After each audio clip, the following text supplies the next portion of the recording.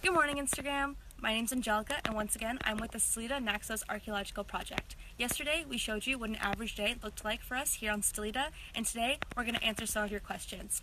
Please feel free to keep sending us questions throughout the day. Thanks for your question, Julie.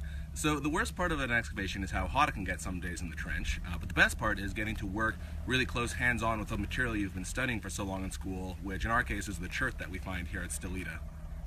Hey Darian, thanks for your question. One of the biggest differences I've seen between Greek and Canadian excavations is the strength of the Greek sun and how it makes it hard to determine the differences in soil in the trench. Thank you so much for your question at Loretta Massandrea. Our trenches always get deeper before they get wider, but in some cases we do expand them, like this trench for example, which we want to learn more about.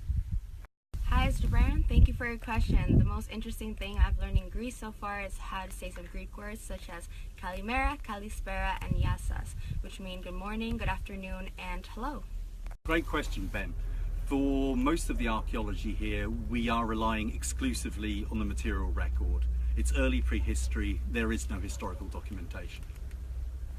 While our focus is on the Paleolithic, there has been other activity at Stelida up into the historical periods. So we are looking at Venetian and other landholding records to understand the long-term history of what happened here.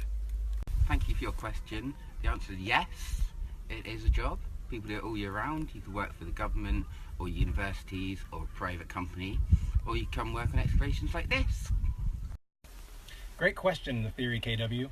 The epochs that we're excavating include the Pleistocene and the Holocene.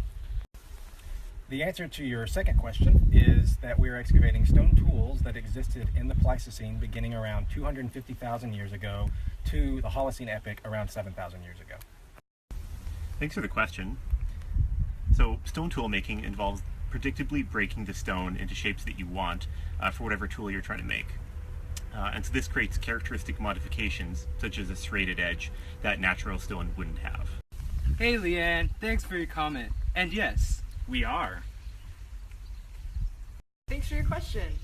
No, scientifically I don't really enjoy the movies because Indiana Jones doesn't stop to properly contextualize, document, and conserve his finds.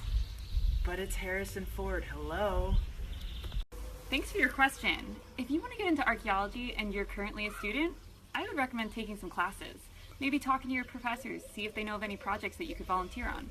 If you're not a student, there's always projects out there you can volunteer and see if you like archaeology. Hi, thanks for your question. The objective of the dig is to further understand how early humans on Stelida interacted with stone tools. For your question, it can be tough to get a job in archaeology. When I started it was, but right now in the UK it's fairly easy.